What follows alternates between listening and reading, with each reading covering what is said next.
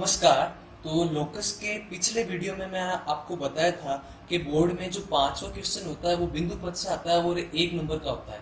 और पिछले क्वेश्चन में मैंने बिंदु पद से जितने भी एक एक नंबर के क्वेश्चन बनते थे मैंने आपको वो सारे करवा दिए। एक एक लाइन के सभी के आंसर थे। आशा है आपको समझ में आ गए होंगे।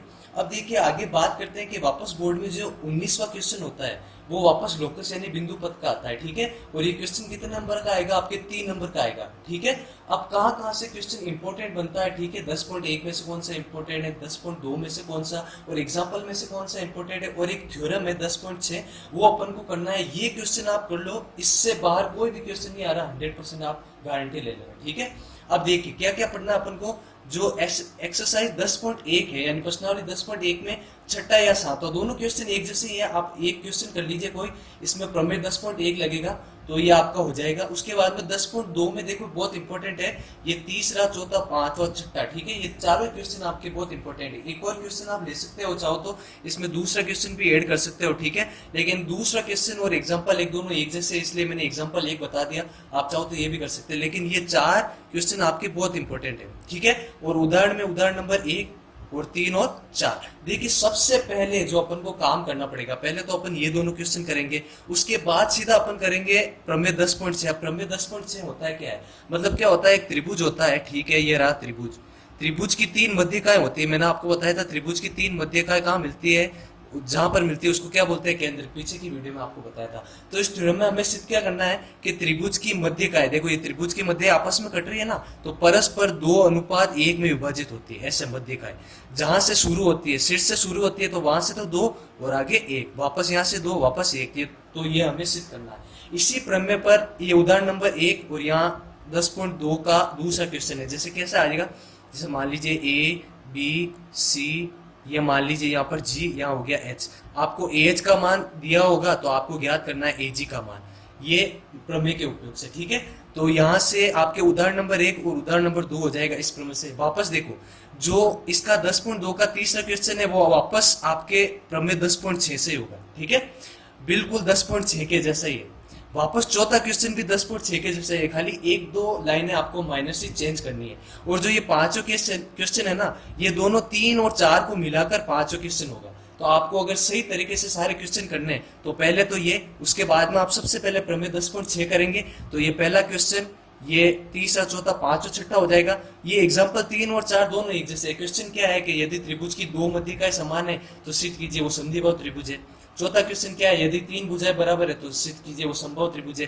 दोनों क्वेश्चन एक जैसे, ये खाली एक लाइन का फर्क है। तो ये भी क्वेश्चन अपन साथ में करेंगे। ठीक है। ये सारे क्वेश्चन कर लो, इनके बाहर कोई भी क्वेश्चन नहीं आएगा। तो पहला क्वेश्चन मैंने क्या लिया है, 10.1 का क्वेश्चन नंबर 6। देखिए क्वेश्चन क्या है, एक ये आकृति दे रखी है। ठीक है ना। इस आकृति में त्रिभुज पीबीसी, देखो पीबीसी कहाँ है, ये रहा पी बी और सी, और दूसरा बीक्यूसी, ये रहा बीक्यूसी। दोनों क्या है, समद्विबाहु त्रिभुज, यानी इनकी दोनों भुजाएं क्या है, बराबर। समद्विबाहु त्रिभुज किसे कहते हैं, जिस त्रिभुज की दो भुजाएं क्या होती है, बराबर। तो पीबीसी ये वाला त्रिभुज की क्या है, समद्विबाहु, इसकी दो भुजाएं क्या है, बराबर। और बीक्यूसी ये भी क्या है, समद्विबाहु, इसकी दो भुजाएं क्या है, बराबर। तो हमें क्या सिद्ध करना है, पीओ, ये रहा पीओ। ये जो पीओ भुजा है बीसी पर क्या है, लंब अर्धक। लंब का मतलब 90 डिग्री का कोण, और अर्धक का मतलब आधा करती है, यानी पीओ भुजा बीसी को बराबर 2 भागों में बांटती है और 90 डिग्री का कोण भी बनाती है। देखिए बिल्कुल इजी, आपको 4 लाइनें लिखनी है प्रमेय 10.1 की। कैसे करना है जो ध्यान से देखिए सबसे पहले देखो अपन को क्वेश्चन में 2 त्रिभुज दिए हैं, दोनों त्रिभुज आपको लेना है। तो यहाँ से उपपत्ति में करता हूँ शुरू। तो यहाँ से अपना क्वेश्चन शुरू है, उपपत्ति। देखिए हमें क्या दिया हुआ है, सबसे पहले कि त्रिभुज पीबीसी क्या है, एक समद्विबाहु त्रिभुज। ये देखो लिखा हुआ है त्रिभुज पीबीसी एक समद्विबाहु त्रिभुज है, एक समद्विबाहु त्रिभुज है, एक समद्विबाहु त्रिभुज है। और समद्विबाहु त्रिभुज की दोनों भुजाएं क्या होती है बेटा, बराबर। तो पीबी बराबर क्या हो गया, पीसी। तो ये हो गया पीबी बराबर पीसी, यानी दोनों भुजाएं क्या होगी, बराबर। अब देखो पीबी और पीसी अगर बराबर है, अगर ये दोनों भुजाएं बराबर है, तो पी क्या होगा, बी और सी का क्या होगा, बिंदु पद। भाई बिंदु पद का मतलब क्या होता है, ऐसा बिंदु जिससे अन्य सभी बिंदुओं की दूरी क्या होती है, बराबर। तो ये पी ऐसा बिंदु है जिससे बी की और सी की देखो दूरियां बराबर है, दोनों दूरियां। यानी अगर ये 5 है तो ये भी कितना आएगा, 5। यानी पी क्या हुआ, बी और सी का क्या हुआ, बिंदु पद। ऐसे लिखेंगे पी बी सी का बिंदु पद है, पी बी सी का क्या है, बिंदु पथ है। ठीक है, तो देखिए P क्या है, BC का बिंदु पथ है। तो प्रमेय 10.1 क्या कहता है, यदि यदि किसी एक बिंदु से अन्य दो बिंदुओं की दूरियां क्या हो, समान हो। ठीक है, तो ये जो बीच वाली रेखा होती है ना, सामने वाली रेखा को बराबर बराबर दो भागों में बांटती है और 90 डिग्री का क्या बनाती है, कोण भी बनाती है। समझ में आया? तो अपन क्या लिखेंगे अब प्रमेय 10.1 से कि ये जो पीओ भुजा है वो क्या है, बीसी पर लंब भी है और बराबर दो भागों में भी बांटती है। यानी सीधा सीधा क्या कह सकते हैं, पीओ भुजा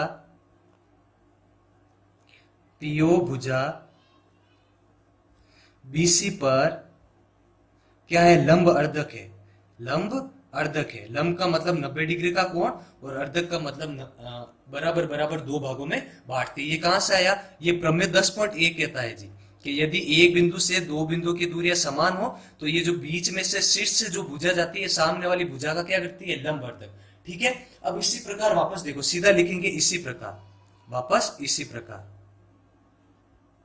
वापस क्या लिखोगे, इसी प्रकार। अब वापस देखो इसी प्रकार, वापस हमें क्या देखा है, ये वाला त्रिभुज देखिए QBC में, वापस QBC में ये भुजा और ये भुजा क्या है, बराबर। यानी Q बिंदु से B बिंदु की और C बिंदु की दूरी क्या है, बराबर है। तो वापस वही प्रमेय 10.1 से, वापस प्रमेय 10.1 से अपन क्या कह सकते हैं कि ये जो Q भुजा है वो क्या है, BC पर क्या है, लंबवर्धक है। इसी प्रकार Q भुजा BC पर लंब अर्धक है, क्यू भुजा बीसी पर लंबवर्तक है। वापस ये कहां से, प्रमेय 10.1 से। ठीक है ना, ये अपने किताब में लिखा है प्रमेय 10.1 से। अब देखो अपन को सिद्ध क्या करना है, एक काम करो, इसको तो दे दो आप समीकरण 1, इसको दे दो आप समीकरण नंबर 2। हमें क्या सिद्ध करना है कि पीओ भुजा क्या है, बीसी पर लंबवर्तक। सॉरी, यहाँ पर पीओ नहीं है, क्वेश्चन मैंने गलत लिख दिया, पीक्यू भुजा। पीक्यू भुजा क्या है, यानी ये पूरी भुजा, पीक्यू भुजा बीसी पर क्या है, लंबवर्तक। तो समीकरण 1 और समीकरण 2 को ध्यान से देखो आप। समीकरण 1 तो क्या कह रहा है कि पीओ बीसी पर क्या है, लंबवर्तक है। ये रही पीओ भुजा बीसी पर क्या है, लंबवर्तक है। और समीकरण 2 क्या कह रहा है कि क्यू भुजा, ये रहा क्यू भुजा बीसी पर क्या है, लंबवर्तक है। अब ध्यान से देखो, पीओ और क्यू दोनों किस भुजा में आ रही है, पीओ और क्यू दोनों किस भुजा में आ रही है, इस पीक्यू भुजा में। अगर ये भुजा इस पर लंबवर्तक है, ये भुजा इस भुजा पर लंबवर्तक है, तो बताइए क्या ये पूरी भुजा इस पर लंबवर्तक होगी कि नहीं होगी, होगी कि नहीं होगी, है ना। तो सीधा क्या लिखोगे आप, समीकरण 1 व 2 से। तो 1 व 2 से अगर आधी आधी भुजाएं लंबवर्तक है तो पूरी बड़ी भुजा पीक्यू भुजा भी क्या हो जाएगी, पीक्यू भुजा बीसी पर लंब अर्धक होगी, लंब अर्धक होगी। और यही अपन को करना था सिद्ध। ठीक है, सिंपल से आपको 4 लाइन लिखनी है। ठीक है, आपको समझ में आ गया होगा। देखिए अगला क्वेश्चन ऐसा ही, मैं आपको समझा देता हूं जल्दी से। अब देखिए अगला जो आपका ये क्वेश्चन है, क्वेश्चन नंबर 7, वो भी क्वेश्चन नंबर 6 की तरह ही है। देखिए क्वेश्चन नंबर 6 में क्या था, एक त्रिभुज तो था ऊपर और ये जो दूसरा त्रिभुज था ना वो पहले नीचे था। 7वें क्वेश्चन ने उसको ऊपर कर दिया। अब हमें दिया क्या हुआ है, वापस वही दो त्रिभुज है। एक त्रिभुज का नाम क्या है, PBC, इसकी भी दो भुजाएं हैं बराबर, ये वाली। और एक त्रिभुज दिया हुआ BQC, इसकी भी दो भुजाएं क्या है, बराबर। तो अब की बार हमें क्या सिद्ध करना है कि ये जो PQ भुजा है, ये वाली, ये इस BC भुजा पर क्या है, लंबवर्तक। तो ध्यान से सुनिए क्या करेंगे। एक बार तो ये वाला त्रिभुज लेंगे PBC, तो नियम क्या है, P क्या हो जाएगा, B और C का बिंदु पथ, क्योंकि इस बिंदु से इन दोनों बिंदुओं की दूरी क्या है, समान। तो प्रमेय 10.1 क्या कहता है, यदि एक बिंदु से अन्य दो बिंदु की दूरी क्या हो, समान, तो ये जो सामने वाली भुजा यहाँ से निकलती है ना, इस भुजा का नाम क्या है, PO। क्या होगा, PO क्या होगा, BC का क्या होगा, लंबवर्तक। वापस जब आप लोगे BOC त्रिभुज, तो वापस ये दोनों भुजाएं बराबर है। तो तीसरी भुजा ये QO भुजा भी क्या हो जाएगा, BC पर लंबवर्तक। अब ध्यान से सुनना, PO भुजा पूरी भी लंबवर्तक है BC पर, और ये QO भुजा भी क्या है, लंबवर्तक है BC पर। अब ध्यान से सुनिए, ये पूरी भुजा भी लंबवर्तक और ये आधी भुजा भी लंबवर्तक। तो बताइए ये जो बीच वाला हिस्सा बचा PQ, ये भी इसमें लंबवर्तक होगा कि नहीं होगा, क्योंकि ये जो PQ भुजा आती है वो भी किसमें आती है, PO की। अगर पूरी भुजा लंबवर्तक है तो आधी भी क्या होगी, लंबवर्तक। वही आपको 4 लाइनें लिखनी है, सिंपल सी, है ना। जो पहले क्वेश्चन ने लिखी था ना वो की वही। पहले क्वेश्चन में अपन ने सिद्ध क्या करा था कि PO भुजा लंब है BC पर, खाली उसकी जगह आपको क्या लिखना है, BC, बाकी वो की वो लाइन है, इसमें आपको कुछ भी बदलना नहीं है। ठीक है, देखिए अब आते हैं प्रमेय 10.6 से। ये जो बिंदु पथ का चैप्टर है ना, उसमें सबसे इंपॉर्टेंट थ्योरम है 10.6। इसी क्वेश्चन के ऊपर लगभग सारे क्वेश्चन होंगे आज, जैसे 10.2 के 3 से लगाकर 6 के बीच में, या एग्जांपल 2 और 3 सारे इसी के इर्द गिर्द है। तो ये अगर आपने सीख लिया तो समझ लीजिए आपका चैप्टर के 4 नंबर आपके हो गए पूरे पक्के एकदम से। इजी है, कुछ नहीं है, ज्यादा मुश्किल कुछ नहीं है। देखिए जैसे क्वेश्चन में हमें क्या क्या दिया हुआ है, सबसे पहले एक त्रिभुज दिया हुआ है और त्रिभुज की 3 मध्यका है। मैंने आपको बताया था मध्यका क्या होती है, शीर्ष से शुरू होती है और सामने वाली भुजा को बराबर 2 भागों में बांटती है, ठीक है ना। तो 3 मध्यका है, एडी, बीई और सीएफ। तो एडी, बीई, सीएफ 3 मध्यका है। हमें क्या सिद्ध करना है कि त्रिभुज की जो मध्यका है वो परस्पर 2:1 में विभाजित होती है। देखिए ये तीनों मध्यका आपस में विभाजित हो रही है ना, मतलब कट रही है ना, एक दूसरे को जी पर काट रही है। तो हमें क्या सिद्ध करना है, इनके मध्य जो अनुपात होता है वो कितना होता है, 2:1 का। मतलब देखो 2:1 से जहां से मध्यका शुरू हुई है वहां तक तो अनुपात कितना होगा, 2, और पीछे कितना होगा, 1। वापस देखो मध्यका यहां से शुरू हो रही है तो यहाँ तो अनुपात 2 और पीछे कितना होगा, 1। मध्यका यहां से शुरू हो रही है तो यहाँ पर तो 2 और पीछे 1, ठीक है ना। तो जहां से शुरू होती है और विभाजित होती है वहां तो 2 और आगे कितना होगा, 1। हमें ये सिद्ध करना है। तो 3 मध्यका है, किसी भी एक के लिए सिद्ध करना है। जैसे मैं सिद्ध करने वाले हूँ एजी अनुपात जीडी। अनुपात में लिखो या भिन्न में लिखो, इसमें अनुपात कितना होता है, 2:1। तो ज्यादा समय नहीं लेके सीधा अपन शुरू करते हैं। तो इसके लिए अपन को सबसे पहले करनी पड़ेगी एक रचना। यहाँ से उपपत्ति आप शुरू करोगे तो सबसे पहले अपन को करनी पड़ेगी रचना, ठीक है। उपपत्ति से पहले माफ कीजिएगा, पहले आपको रचना करनी पड़ेगी। रचना अपन को क्या करना है, ये जो एजी भुजा है ना, एजी भुजा, एजी के बराबर एक भुजा लेनी है जिसका नाम क्या है, होगा जीएच। देखो मान लो एजी जैसे कितनी है, 5, तो वापस 5 सेंटीमीटर की यहाँ पर एक भुजा लेनी है जिसका नाम क्या है, एच। जैसे यहाँ पर मैंने एक भुजा ले ली जिसका नाम क्या है, एच। यानी एजी बराबर, इस भुजा के बराबर अपन ने एक भुजा ले ली जिसका नाम क्या है, जीएच। और उसके बाद अपन ने क्या करा, एच को एक बार तो मिला दिया बी से और एक बार एच को मिला दिया अपन ने सी से, ठीक है। एक बार तो एच को मिला दिया अपन ने बी से और एक बार एच को मिला दिया अपन ने सी से। पहले तो रचना करी, इस भुजा के बराबर ये भुजा ले ली, फिर क्या करा, एच को बी व सी से मिलाया, बी व सी से मिलाया, ठीक है, बी व सी से मिलाया।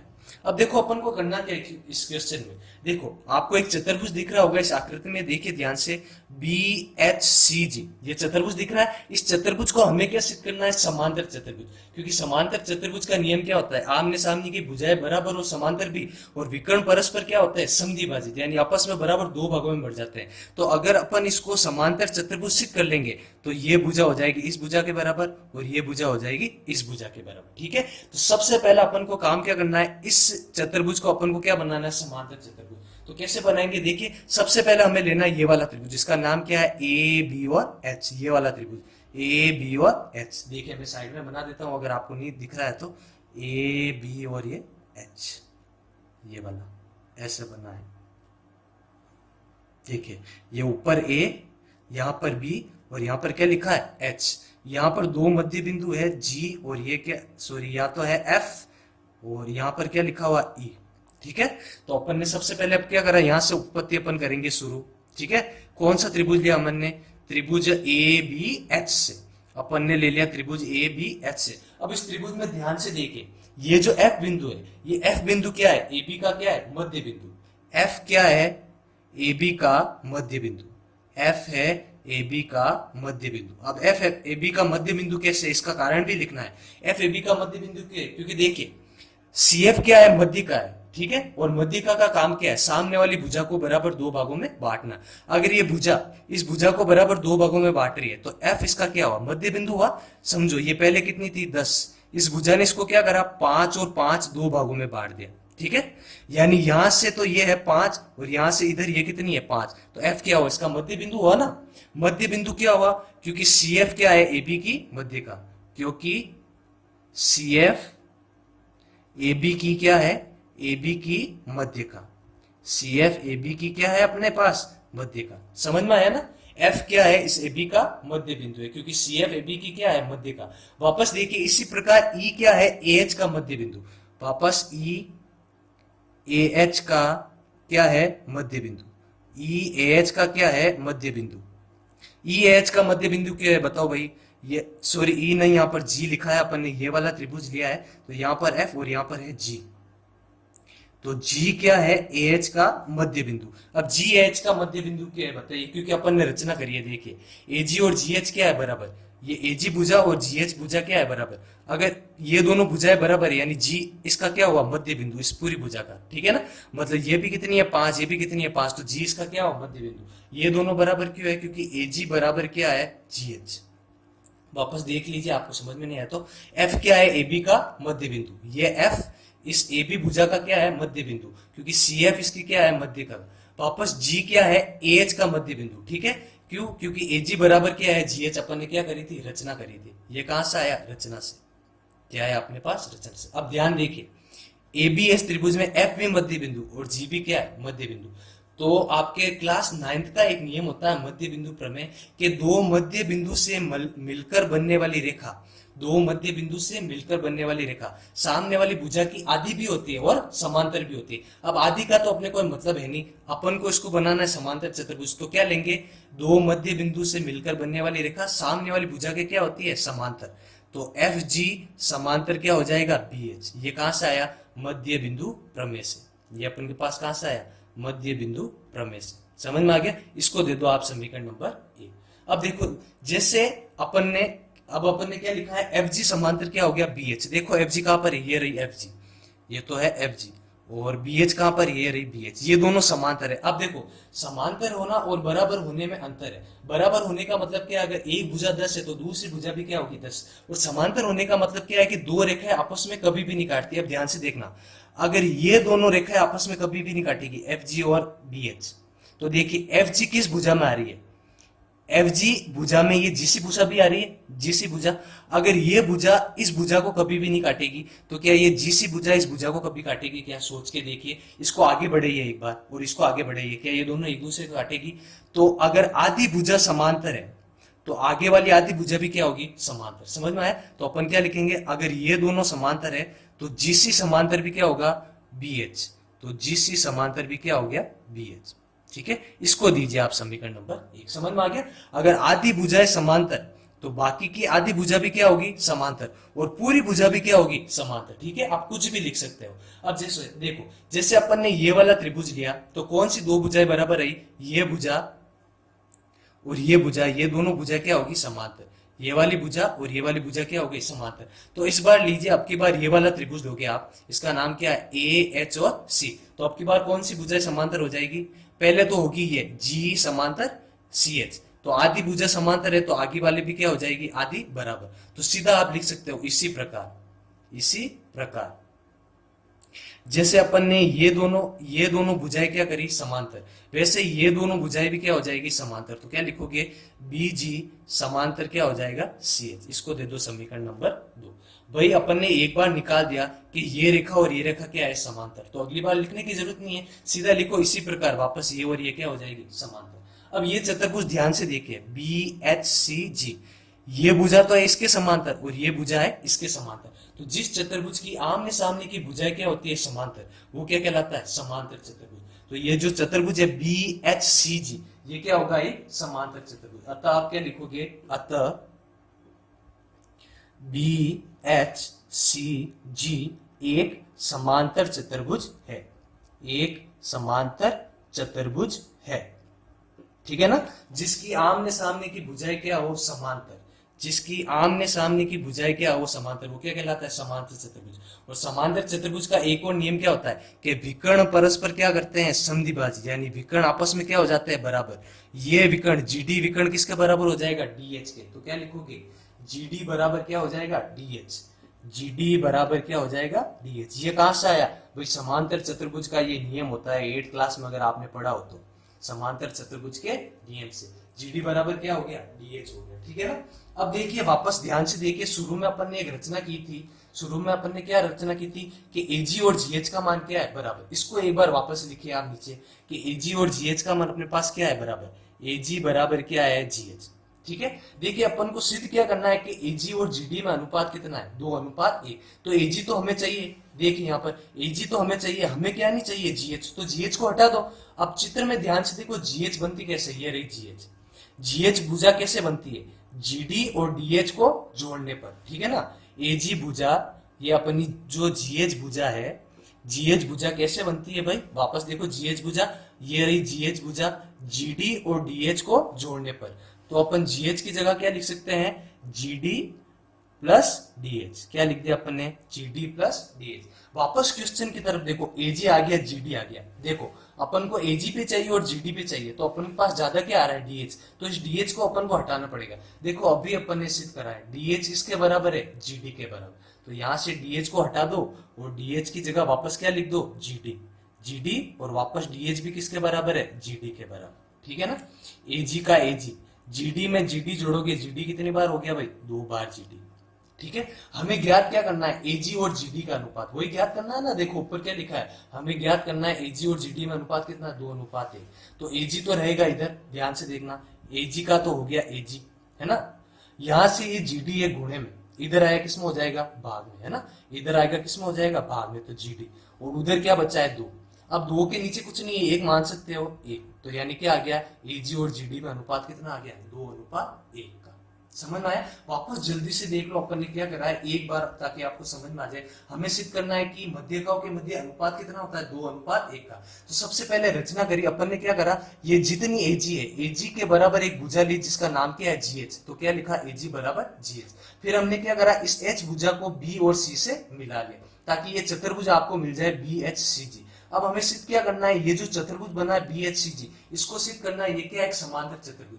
तो इसके लिए अपन ने क्या करा, पहले ये त्रिभुज लिया ए बी एच, ये रहा ए बी एच। इसमें एक बिंदु आ रहा है एफ, एक बिंदु क्या आ रहा है, जी। पहले अपन ने क्या लिखा, एफ क्या है, ए बी का मध्य बिंदु, इसका कारण लिख दिया। जी क्या है, एच का मध्य बिंदु, ये रचना से मिल गया। ठीक है। तो अब 9th क्लास का नियम क्या होता है, 2 मध्य बिंदु से मिलकर बनने वाली भुजा सामने वाली भुजा के क्या होती है, समांतर। ठीक है। अब जैसे देखो, अगर ये वाली भुजा इसके समांतर है, तो आगे वाली भुजा भी क्या होगी, इसके समांतर। तो ये जीसी बराबर क्या हो गई, बी एच, ये आ गई। अब अगर ये दोनों भुजाएं समांतर है, अगर ये वाला जब अपन ने त्रिभुज दिया तब ये और ये भुजा समांतर होगी, तो ये वाला त्रिभुज जब लोगे तो कौन सी भुजा समांतर हो जाएगी, ये वाली और ये वाली। आप चाहो तो करके देख लेना, लेकिन इतना लिखने की जरूरत नहीं है। तो सीधा अपन ने क्या लिख दिया, इसी प्रकार बीजी समांतर क्या हो गई, सी एच। ठीक है। ये बीजी समांतर क्या होगी, सी एच। तो जिस चतुर्भुज की चारों भुजाएं समांतर, वो क्या कहलाता है, समांतर चतुर्भुज। और समांतर चतुर्भुज का नियम क्या होता है, विकर्ण परस्पर क्या होते हैं, बराबर समद्विभाजित होते हैं। तो ये विकर्ण जीडी किसके बराबर हो गया, डीएच के। तो जीडी बराबर हो गया डीएच। अब अपन वापस शुरू में करते हैं, अपन ने रचना करी थी एजी बराबर क्या है, जीएच। इसको अपन ने ले लिया एजी का एजी, क्योंकि अपन को सवाल में क्या लाना है, एजी और जीडी। यहां से अपन को जीएच को हटाना है। तो जीएच का मतलब क्या होता है, देखो जीएच कैसे बनती है, जीडी और डीएच को जोड़ने पर। तो जीएच को हटा के अपन ने क्या लिख दिया, जीडी प्लस डीएच। ठीक है ना। ये रहा, जीएच को हटा के अपन ने क्या लिख दिया, DG plus GD plus DH. अब एजी आ गया, जीडी आ गया, लेकिन डीएच अपन को नहीं चाहिए। तो अभी अपन ने ऊपर सिद्ध करा था कि डीएच और जीडी क्या होते हैं, बराबर, क्योंकि ये समांतर चतुर्भुज के क्या है, विकर्ण। समांतर चतुर्भुज के क्या है, विकर्ण। तो यहाँ भी आ गया जीडी। जीडी और जीडी अपने पास कितने बार हो गया, 2 बार। तो 2 बार जीडी आ गया। हमें निकालना है एजी और जीडी का अनुपात। तो जीडी था गुणे में, इधर आया भाग में, तो अनुपात कितना आ गया, 2:1। आशा करता हूं कि आपको ये प्रमेय समझ में आ गया होगा। अगर ये प्रमेय आपको समझ में आ गया और इसको आपको समांतर चतुर्भुज सिद्ध करना आ गया, तो जो 10.2 के तीसरा, चौथा, पांचवा, छठा जो आपके क्वेश्चन है वो आपको आराम से हो जाएगा। इस वीडियो को 2 नहीं, 3 नहीं, 4 बार देख लीजिए। वैसे मैंने आराम से आपको बता दिया कैसे करना। बस एक ही बार तो आपको त्रिभुज लेना है और मध्य बिंदु का प्रमेय लगाना है। आसान है एकदम। तो इसके आगे अपन क्वेश्चन करेंगे, ठीक है, अगले वीडियो में। अगले वीडियो में जितने भी क्वेश्चन है ना, 3, 4, 5, वो सारे क्वेश्चन अपन कर लेंगे। अगर आपको वीडियो अच्छा लगा तो प्लीज वीडियो को आप लाइक कीजिए, अपने दोस्तों के साथ शेयर कीजिए और चैनल को प्लीज आप सब्सक्राइब करें। ठीक है, धन्यवाद।